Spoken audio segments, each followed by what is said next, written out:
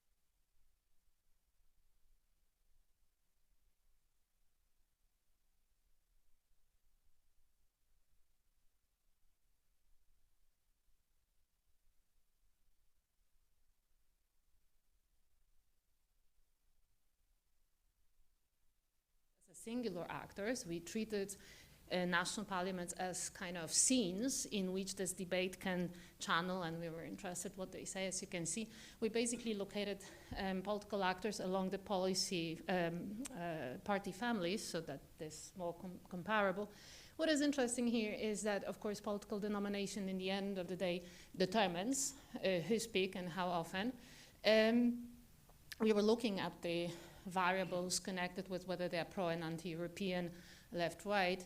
And of course, one of the interesting insights is that Eurosceptic actors were active as regards the future of Europe in those debates, and you can see them in almost every case, but also in the, I don't know if I can basically show it, but in the last chart in the right bottom corner, you can have the overall views, and conservative and right-wing actors that are mostly Eurosceptic as well as far left are quite active in those debates. We were interested in two aspects, policy and polity reforms, but I'll focus on polity reforms. Mostly the policies were fairly detailed stories.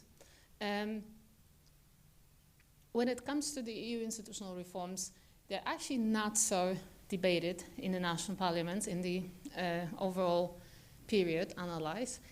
it's policy-driven debates in most of the contexts, and also national parliamentarians are specifically interested in the policies and crisis response that are very relevant for the national constituencies. So this is a driver behind the dynamics of the reforms, while the polity reforms are not so debated, as you can see, just about 10% of all of these statements were having an explicit view on some reforms.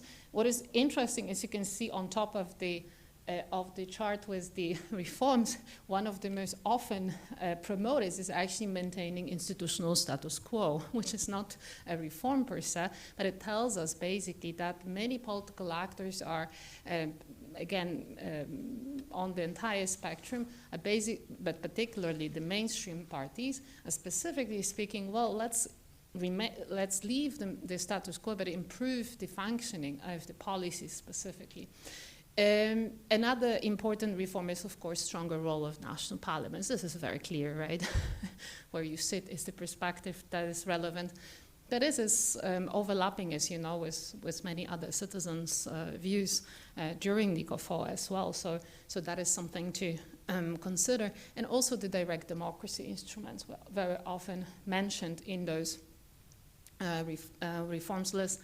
Other than that, we have both strengthening the supranational institutions' views as well as weakening. If you're interested in more contextualized debates, what exactly means behind those reforms, you probably will need to read our report, because we have all national cases covered in which we go into detail trying to figure out what exactly that means in a given context, because it's very often driven by the local, national, political sort of lines of political conflicts. We looked at the differentiated integration. As you see, this was not really that much debated. And again, For us, please. sorry? Can you define that? The differentiated integration is the format of integration that involves not all member states primarily, and we were looking at them in various contexts, both the Eurozone countries, for instance. What is interesting is in the proposals such as core countries integrating more were specifically contested in the countries that were more peripheral, specifically in Central and Eastern Europe, where it was perceived as a tool for the peripheralization of those countries, and basically framed very often as something that is threatening to their position, but also to the overall security.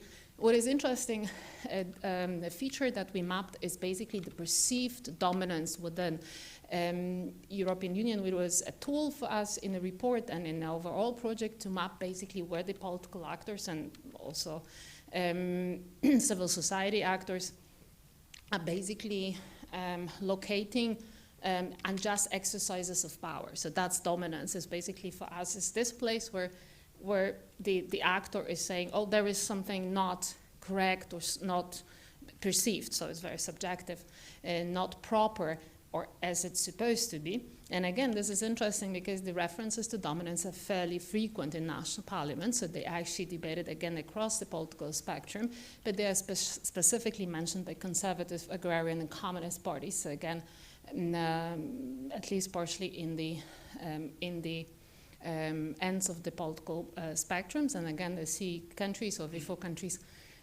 are again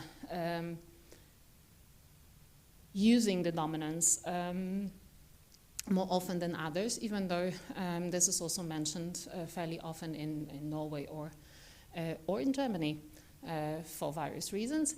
I hope we will have time to discuss it, but we were specifically interested, out of this picture, can we extract some more coherent sort of constitutional narratives, by which we mean a kind of views of a given political actors within the national parliaments when it comes to what future for the EU and what kind of democratic standards should be ensured on the EU and national level. And of course, it is fairly clear that the intergovernmental and federal lines of this debate are key here. They had very different views, versions, sorry, depending on the country. So we have at least several options for the intergovernmentalism in different countries, as well as the federal proposals are actually quite diverse. If you look at the national stories, we looked at the cosmopolitan regional narrative, which is sort of stressing global cosmopolitan orientation of the EU, but this one is really the least often detected among the actors that we mapped. One of the interesting observations is a fairly significant degree of inconsistency in the detective narrative. So you can actually say that the political actors are actually claiming that they support one vision, but if you look into what they say about the policy reforms, this is sometimes contradictory. So again, if you want to have an illustration on this, because our researchers from across the continent were specifically looking into this, so please look into our report that will be soon on the websites. And finally, one of the insights of this report is that the sovereignist narrative, the one that is radical into intergovernmental or actually stretching beyond that, is actually fairly significant. It's popping out almost in every analyzed context. It's gaining popularity. This stresses the sacrosanct character of national sovereignty, in which democracy is solely vested in nation states. But this one is specifically contradictory or inconsistent, as it demands the radical repetition of competences from supranational institutions, at the same time maintaining the benefits of integration, particularly in the economic terms. And I'm coming to the very sort of general conclusions. National debates are driven primarily by specific issues relevant for local constituencies, and that national political conflicts are really structuring this. So it depends on the case. You can see that in the context in which it is more politicized, then you have a very different result in a debate than in those in which there is not so much political conflict over the future of integration, for instance.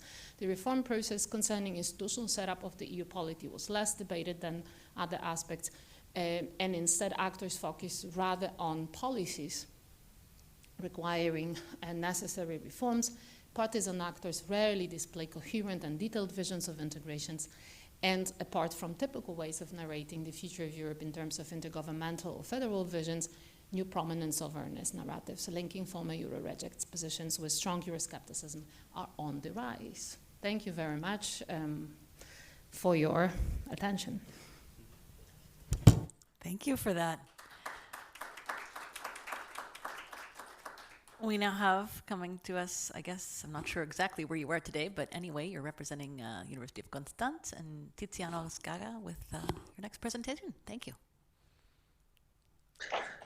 Good morning. Thank you very much, Bruegel, for inviting me to this event. I'm going to share my screen, if that's okay for you.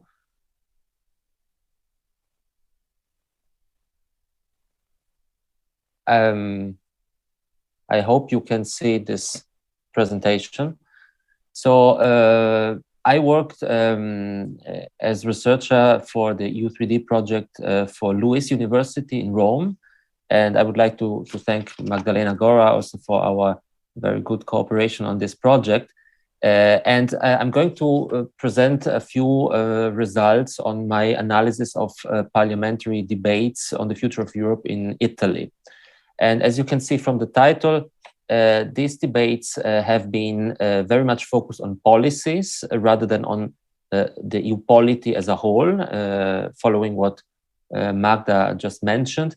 And another feature is that these debates were incomprehensive. And by this, I mean that parties presented arguments, positions, without elaborating on the larger implications of those. So we were interested in the positions on the future of Europe expressed in the Italian Chamber of Deputies, which is the lower chamber of parliament. And I had a very large data set, I have to say, because this involved 13 parties, including the right parties that are forming the current Italian government, so Brothers of Italy, and the North League, or actually the League as it is called today, And then we had other major parties like the Democratic Party and the Five Star Movement. And as you can see, over the time frame considered, there were many governments, and another feature was that all parties except for Brothers of Italy moved from the government to opposition and vice versa, and this had an influence on their positions on the EU. And the debates were strongly shaped by three crises that affected the country. The Euro crisis first, 2009, 2012, the migration crisis, 2015, and the COVID-19 pandemic, as we know, since 2020. And this has allowed parties to develop linkages to positions they had elaborated before the crisis, but that were strengthened because of the crisis. So in terms of polity reform, it is interesting to note that the left-wing parties called for stronger powers of the European Parliament, and the right-wing parties actually did not explicitly call for a stronger role of the intergovernmental institutions as one could have expected. And here we see a first feature of this incomprehensive debate, because you have an argument in favor, for instance, of stronger supranational institutions, but without specifying how this would impact the system of governance as a whole. And similarly, when the call was for competence repatriation, there was no mentioning on how this would impact on the role of national governments. And democratic malfunctioning of the EU was also mentioned by all parties, but with different recipes. So strengthening of supranational institutions, but also a focus on making these institutions more efficient and accountable. And not surprisingly, the most often mentioned policy areas in the Italian debate were those related to the economic and monetary union and to migration policy. Specifically, there was a least common denominator among the Italian parties, which is the criticism of so-called austerity policies adopted to solve the Euro crisis, and particularly a call for reforming the Stability and Growth Pact. Also here we see this inconsistency because, for instance, pro-European parties like the Democratic Party argued for more fiscal integration, stronger EU budget, for instance, but without reasoning on how this would impact the national fiscal sovereignty. And similarly, those arguing for a reform of austerity policies did not specify how this should look like. In terms of migration, we see a clear division between pro-European parties advocating a common European approach to migration and therefore stressing tools for integration, whereas in the case of right and right-wing Italian parties, the stress is on national solutions. So you see here strengthening external borders and others. So with a strong focus on securitization. Let me say a few words on differentiated integration, which was actually mentioned properly only by the Democratic Party, not because this party argued actually that more integration should be allowed for some countries without this blocking the others. And in the case of right-wing and right parties, you do not actually have a debate on this, but rather on differentiated disintegration.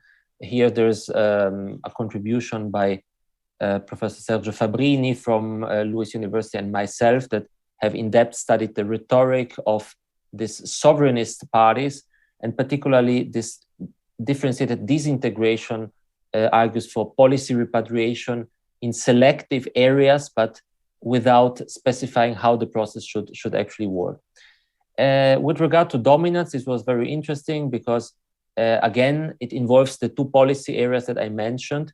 fiscal policy. So here a criticism of the euro area as a German construction and as something that is inadequate because of its one-size-fits-all approach in spite of states with very different economies. And then migration, and here there's a shared call for reforming the Dublin regulation.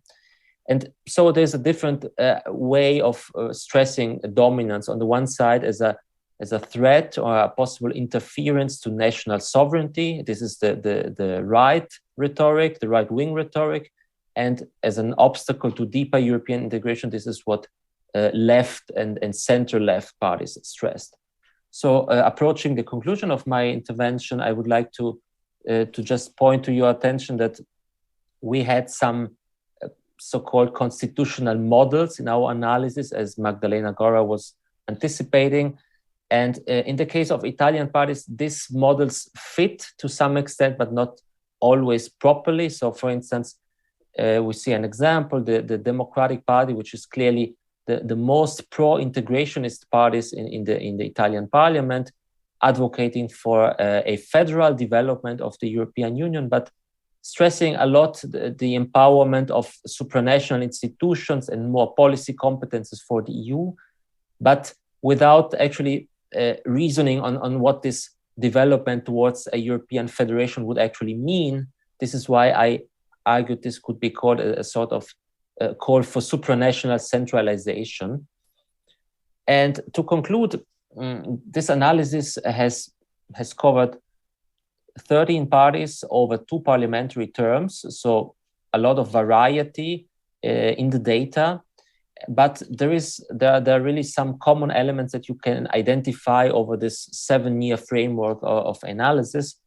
The first is, again, the strongly policy-focused character of the debates. So debates strongly shaped by crises hitting the country, and particularly fiscal and migration policy, which have really been at the center of the debate for all parties, but with very different recipes to solve this. So these were really the most salient issues at domestic level. And the parties' positions have been very diverse.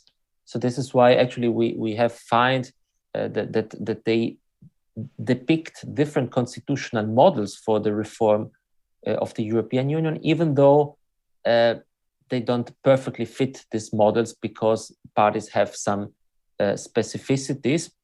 And it's also interesting to note that the position of parties has changed sometimes, so particularly when there was a movement from the role of opposition to the government, and this is to be explained by the fact that when you are in government, you need to be more moderate, more institutional. But it's interesting to note that this occurred also to a party like the League, led by Matteo Salvini, who started really as a very anti-EU party and is still quite Eurosceptic, but thanks to its experience in the government with the Draghi cabinet, for instance, it became a bit more moderate with regard to the European Union.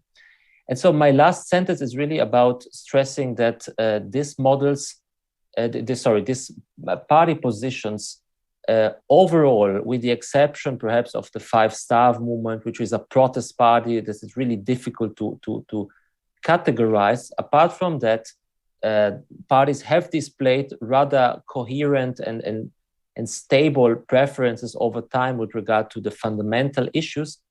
Nevertheless, both right and left parties had rather incomprehensive positions. And by this, I mean, again, that the pro-European parties called for further integration, but without actually stressing how this would be feasible, what would be the impact on the member states, on national sovereignty. So sort of taking for granted that a transfer of powers to the European Union would be so easy for domestic constituencies, which I argue is not. And on the other side, European anti-EU parties called for policy repatriation without reflecting on how integrated the EU actually is and how difficult that would be as a process. Thank you very much for your attention. Thank you so much for that. And yes, it is worth it. Guillaume, do you have any thoughts on what we've heard about how Europe plays in the capitals? Thank you. Well, thank you very much for having me here today to talk about this very fascinating subject, which I think goes to the heart of the way that the EU functioned, or maybe, should I say, doesn't function. What I found particularly fascinating was the study, which I must confess I haven't read all of it, but I have seen some of it, is that essentially it demonstrates that we are already in a federal system. Basically, it hides the fact, the study demonstrates that we have got different spheres of policy decision very, very clearly. And it is, for me, not at all surprising that national parliaments are not actually interested in the EU. They're not actually competent for the EU in most cases. There are a few exceptions in the Nordic countries, particularly where they have special committees, but that limits itself to special committees who essentially control the government when it goes to negotiate in the council and provides mandates. But apart from that, most national parliaments are not really competent for the EU. Therefore, they're not interested in it. And therefore, they don't know very much about it, actually. And that demonstrates very clearly in the discussion and in the research which has come out that Magdalena has done. The discussions are not very deep. Tiziana was explaining that in Italy, which after all is a country where there's a long tradition after all of pro-European discussions and so on, many of the parties, even the pro-Europeans, are saying things which are contradictory, which do not actually make sense, shall we say, if I'm putting words in your mouth, maybe. But because in many respects they are not, it's not something which they are used to talking about. It's not something which is relevant. They are interested in national issues. A national political party, this may come as a shock to many people, is interested in national political power. Power at the national level. That's what they're interested in. If you get involved in a national political party, you want to exercise power, and you want to exercise that power at your national level. You're not interested in becoming a commissioner or being a minister in the council. Your dream as a young activist to going down the streets of your hometown distributing tracts is not to be a member of the council and be able to vote on EU law. It is to be able to affect directly your citizens in your own sphere of influence. First municipal, then after that regional, then possibly national. And we still work in the paradigm of power is at the national level, sovereignty is exercised by the state, which I would contest is false. It simply doesn't bear any link with the reality in which we are living in. And the corollary of that, of course, is that we have no European political parties. We have nominal European political parties, which have congresses, and which is a fantastic place where many people from different member states can sit together and exchange and discuss issues. But they don't have a political program. They don't select candidates. They don't run campaigns. For me, that's what a political party does. It selects candidates, it funds campaigns, and it has proposals to put into place. That doesn't apply to any of the political parties, and forgive me for anybody in the audience who might be listening who is from a European political party, but I have discussed this with colleagues from my own political party, and that's very clear. So the answer to that is that you need to have a European political party. And the answer to that, therefore, is called, at the moment at least, it's called transnational list. It's having constituency, a European constituency, where you vote for somebody who has got a real European political program and which will represent you at the European level, at the European Parliament, with that program. Today, what are European elections? Let's be honest. They are national elections. You are voting in the context of the situation in your own member state. That's what you are doing. You may, as an individual voter, vote for that party because you have a particular belief of a particular idea that they put forward on the European dimension, naturally. Most people are voting taking into account the political context in which they are living at that moment in the state in which they are. And having participated myself in the drafting of some manifestos of political parties who claim to be pro-European and who are in respect to the others, when you draft these manifestos, the European section is put at the end of the manifesto. The European section of a manifesto for a European election is put at the end of the manifesto. So you will ask the question, what was the rest of the manifesto about? Well, the rest of the manifesto was about stuff which had nothing to do with the election, national politics. Yeah. So you need to have this differentiation. But the interesting thing is on the ground it is happening. national parliaments are dealing with national issues. So where is the problem? And this brings us to the Conference on the Future of Europe, which you invited me also to mention. I had the chance for the European Parliament to organize the Conference on the Future of Europe, where we had 800 citizens which came from all over Europe, which were randomly selected and which came for 3 different sessions to explain what their ideas were on very broad subjects on the European Union. And I didn't meet all of them naturally, and I certainly didn't speak to all of them. But what was very clear was, first of all, most of these people were not pro or anti-European. We put them in boxes. We do, I mean, me too, not just you, but we put and in Brussels, we're great specialists, you know, oh, he's a Eurosceptic, oh, she's a pro-European, yeah. But these people, they were not pro-European or anti-European. They had no concept about Europe. They didn't know. They were curious. They were all curious because they came to discuss it. They were interested. But they had no concept about the European Union. Yeah, so maybe it makes peace, maybe it's a good thing, okay, this kind of stuff, yeah. But beyond that, voilà. Is it doing good policies or bad policies? They know when they watch the news in the evening, if the EU decides to give weapons to the Ukrainians, for example, then they probably think that's a good thing. Most people, I imagine. If it decides that we need to reduce, for example, the CO2 emissions, and for that we need to drive all our cars at 60 kilometers an hour, for example, most people probably think the EU is bad. Yeah, that's a bad thing, I suspect, yes. So they have a reactive relationship to the European Union versus what it is doing or not doing. They don't have a conceptual one, whereas they have a much more conceptual dimension about their national political environment, because there's a national political discourse, yeah, which is missing at the European level. And these people, when they were there, faced with this discussion, having to do it for several weekends in a row, they started to go through these things and understand that there was a different dimension. There were things that we can do together, which is better to do together. There's others which maybe is best to be done at the national level. We don't want to have a unified curriculum for schools, for example. Absurd idea, yeah? But maybe we could have a little section about the Europe which could be the same in all member states. That, however, might be a good idea, because there's obviously a lack of understanding about what the European Union is. Not limited to citizens, because it also includes national parliamentarians. Yes. At your ability to have this conversation without once uttering the word Spitzenkandidat, which is Oh, the yeah. way we most interact with it. Thank you guys so much for setting the scene. I have a follow-up question for each of you, and we're going to begin with Tiziano, because my follow-up question and the question from online are basically the same one. And that question is, given your research on how Europe plays with the different political parties over time, how should we look at the current debate over the European Stability Mechanism Treaty and the Italian Parliament's decision to continue sitting on it and be the last country? Thank you for this question, which addresses a very topical issue, at least for Italian public debate. It is not easy to explain for non-Italians, perhaps, that this European stability mechanism has always been framed as having very negative implications for the member state that chooses to apply for assistance through the ESM.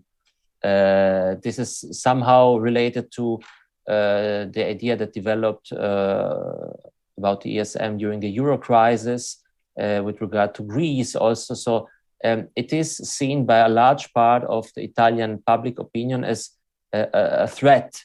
And I mean, not all parties share this view, but particularly Eurosceptic and anti-EU parties have framed this instrument as something which is could be harmful for Italy, and this is why they have blocked this for a long time.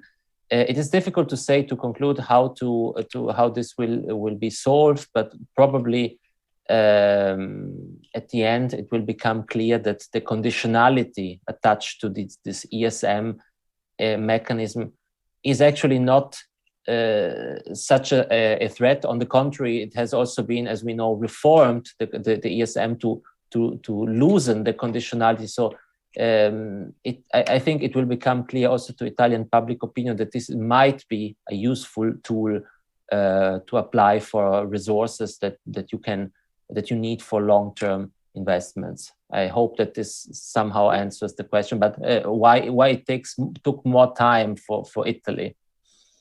It's fascinating. Some of you may know that in a prior life I wrote a book about the European Stability Mechanism. So I'm very interested in what happens to it now that the euro crisis is behind us. And I think that Italy will benefit once the new treaty is in place, because there will be the backstop to the Bank Resolution Fund. And Italy's banking sector, like every bank in the euro area, to me, will benefit from having that strength. But politically, and this comes back to your research, it's hard to have those conversations. It's hard to get that out there. And that brings me to my follow-up question for you, Magdalena, which is, when we're looking at how this reaches the public, one of the models for thinking about this, there's sort of a triangle of voters and government and the media, and different stakeholders in that triangle have different influence at different times. So how does your work look at that, and who do you think is sitting in the driver's seat right now? I think if you... Thank you very much for your question. I think if you look at the national parliaments, and Tiziana already mentioned this in the Italian case, you can actually see a variety between the political actors that are in power and the political actors that are in opposition.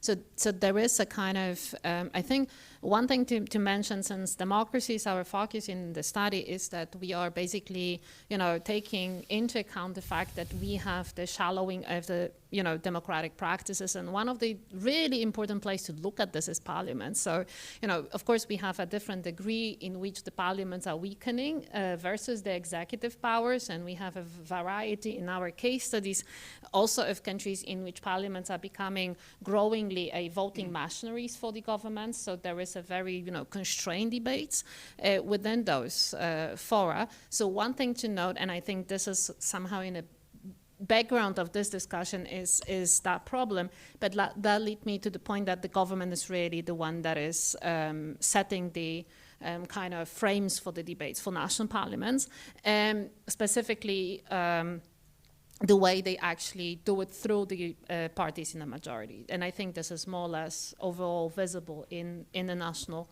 in almost all national contexts. That, in the end of the day, brings us to the discussion about strengthening the position of national parliaments and the impact of that proposed reform, which, as you know, is one of the suggestions by citizens resulting from CAFOI. In a way, we should reflect whether that will be, in the end of the day, strengthening the governments of the member states. The parliaments as such, at least in some contexts, are becoming the, government's wingman. So would you say that voters and the media are reacting to the agenda that comes from the governments and spreads into the national parliaments? Yes, that's I think in a way is even though of course our study per se is not necessarily able to link it to the voters' perceptions, but we do the parallel study on the civil society organizations. That is not presented here, but we do it at the same time with the same basically categories. So we map in the same countries, more or less, the debate that happens on the civil society level, and you can actually see that direction. So I would add the intermediaries in the form of civil society organizations that are actually, kind of also structuring the opinions by the voters in a way, but they also are, I think, reactive first to the context in which it happens, which is, as Tiziano mentioned in an Italian case, is basically everywhere is the crises that are important, and then the governments that are giving the kind of framing structure. This is fascinating, and to me, in addition to working here at Bruegel, I also read a column for Reuters Breaking Views, so I sit at this intersection of some of the different groups. We have a question from the audience, which is great because, Guillaume, you're perfect for it, and it's your turn to answer a question. So the question is there a significant difference in the narratives of the national parliaments and the European Parliament, and how do you perceive that? Sure, of course, there's a very significant difference in the narratives of the two. I mean, the European Parliament is addressing the issues at a continental level. So that's it gives a completely different perspective in the way that you formulate your policies, because you need to reflect the consensus, or to find consensus between members in a political group. A political group is composed of people who come from different political parties and who are linked to each other by broadly fraternity of conviction. But a Finnish social democrat is not the same as a Portuguese social democrat, shall we say, just to exemplify the difficulty that political families in the European Parliament will have to formulate something. So you cannot have a line which is purely a Nordic one or a Southern one or whatever you want to come. You have political groups which are the basis of finding majorities in the Parliament, and therefore expressing positions are based by trying to find consensus between different, sometimes contradictory, but where it is necessary to find consensus. So, which of course absolutely does not apply in the national parliament in that sense. So it is a completely different way of approaching things in that sense. And secondly, I mean, to bring me back, I don't want to repeat what I said earlier, but in national political structures, you normally have a manifesto and a position of a political party which has got some broad lines, which again is a little bit missing at the European level, because you have political groups which don't have a political program. A political group does not have a political program. The political parties of which the members which are in the political groups do have, and mostly, but not exclusively, they might even coincide. Yes, but they may not as well. They may not. In the group where I worked for many years, we had members which had contradictory positions on issues like your favorite subject, and it was very difficult, therefore, to find compromises, because it's very difficult to have compromises, and either you're in favor of a system or you're against it, which is more or less what boils down to was discussion on Stability Pact and this kind of issues. It was especially tough because I think your party, your group, if I'm not mistaken, had more of a balance of Euro members and non-Euro members than maybe some of the other groups do. Yeah, there was also that dimension as well, but it doesn't mean that people who are non-Euro members do not have ideas and positions on these issues. And as you perfectly well know, in the European Parliament, there's no differentiation on that basis. So members are members, and they're not on the basis of being pro in the euro or not in the euro. So they also were able to express their views, and certainly did. So it's complicated. So the answer is yes to the question. There are two different narratives. Do we have any questions here in the room? Yes, they're in the back. When you get the microphone, which is coming, please introduce yourself.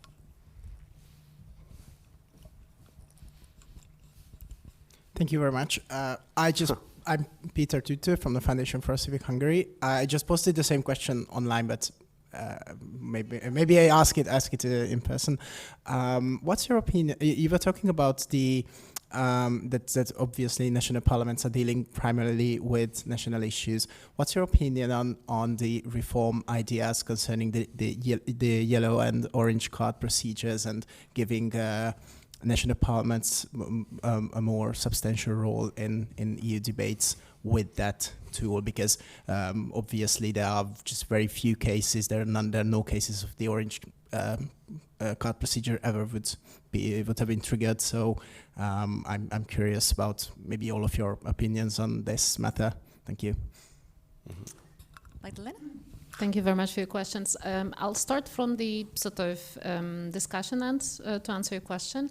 I think one possible follow-up of strengthening the national parliament's position will be that they will be more interested and invest more time in really debating the European issues, because they will have a competence over this, right? To specifically discuss it. But one of the things is important to remember, and I was, I think, mentioning during my presentation, is that the debate is going on the national parliaments, but it's very much policy driven, right? So they do have a substantial debates on policy and policy effects for their constituencies, right? We cannot take it out.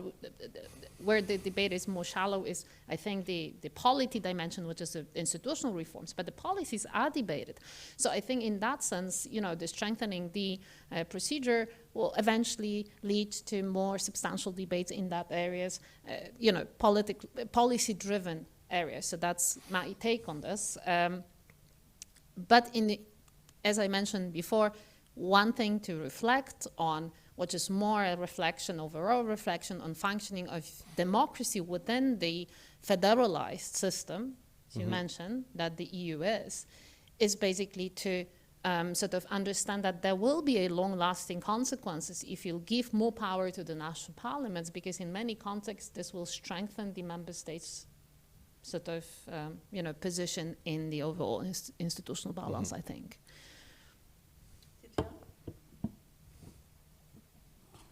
Tiziano, what do you think? Yes, thank you for this interesting question. I perfectly agree with the last sentence by Magda. So for sure, it's important to involve national parliaments in EU decision making. But if this is done too often, perhaps, or on too many matters, this might also have the implication of bringing back European issues too much to the national dimension, and then we end up again in a context where EP elections are considered second-order elections, basically, and there's a lot of focus on the national dimension.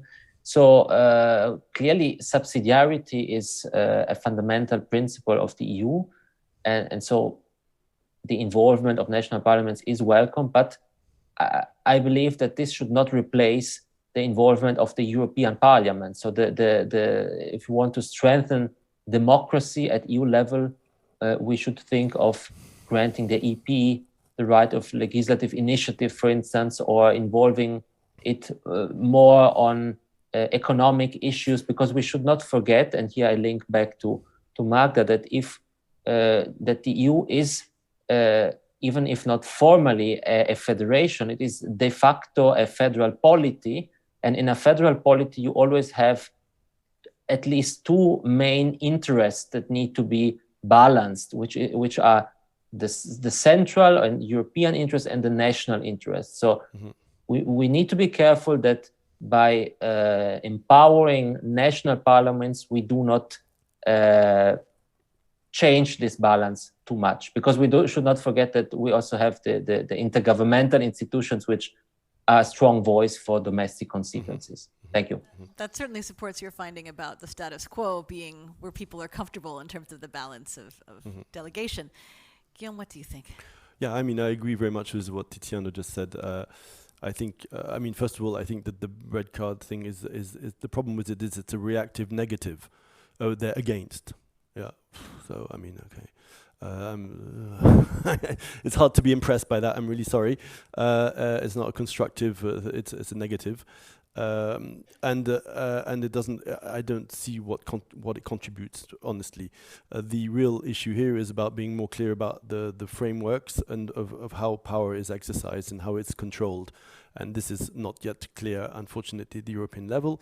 And national parliaments are very important, have huge competences, and are very legitimate in doing what they are doing, which is dealing with the policy and controlling the government of what they're doing at their member state level. They're not competent for dealing with European Union issues because they're not competent, because that's not what their job is. And it doesn't mean they're less important or more important.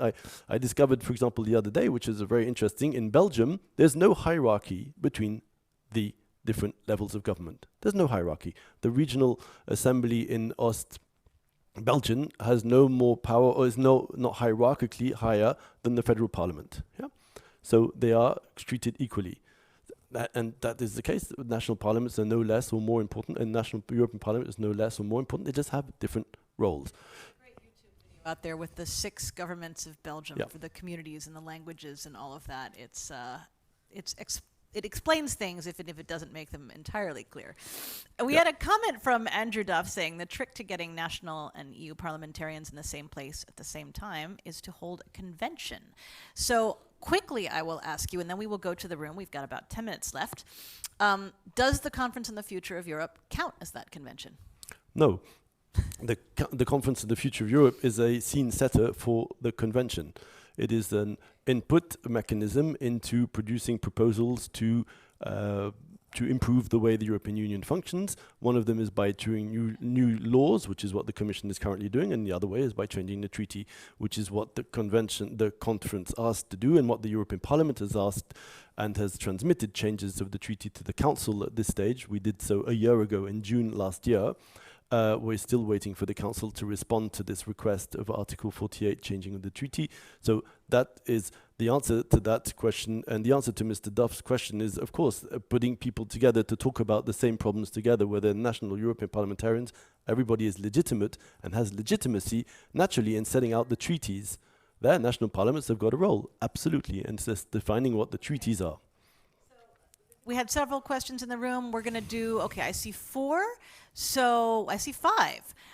This is the way of it. We have 10 minutes left, so I will ask each of you to ask your question as concisely as possible, and then I will assign various questions to various panelists. So we'll start here, and we'll work across the room. 1.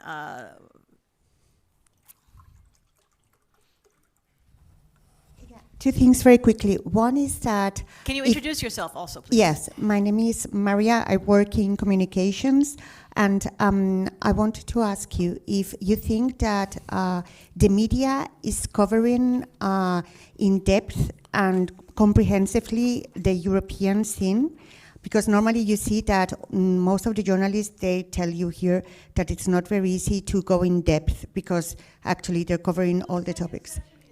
Media. Okay. We will come back to that. Your second point of your question? Yes, the second topic is that if you think that nationally there is an increasing interest in European topics from the media perspective. Thanks very much. Can you pass the microphone to the next?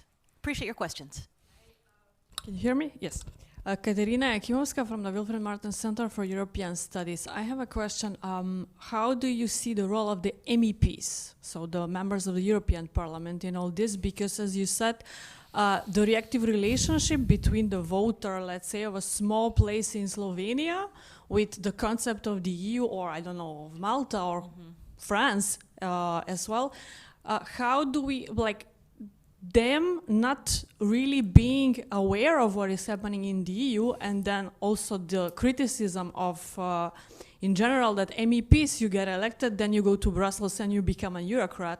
So there is no relationship between the voter in that constituency and the elected official in the European Parliament. And this is not only about MEPs, but also elected officials, prime ministers. You say one thing in Brussels, you say something else here. So how do we harmonize these narratives? Interesting. And how do I you hear at see least the 2 MEPs? questions in there that I hope Yep. we will get to. Next one. Hi, Oskar Koris from Service News Agency. We haven't discussed one aspect of the involvement of national parliaments, that is the transposition of EU law into national law. And that's a really specific issue where we have problems in how national parliaments do or don't transpose national law correctly. We get infringement procedures from the Commission the whole time for multiple member states. So what do you think are the underlying reasons for that problem? Is it knowledge? Is it a lack of an institutional framework that can make this easier and more effective? And how can it be solved? Thanks. Thank you. 2 more. Hi, my name is Alexander Schäfer from the European Commission, DG IDEA. Since you were talking about European parties, how could you think they could be strengthened without even transnationalists? Thank you. Should I pass it on? Thanks very much. It's Tony Gillen from MCC Brussels. 2 things happened at the weekend that really struck me. I'd like your comment on. Von der Leyen declared that nuclear is not part of the strategic objectives for decarbonisation.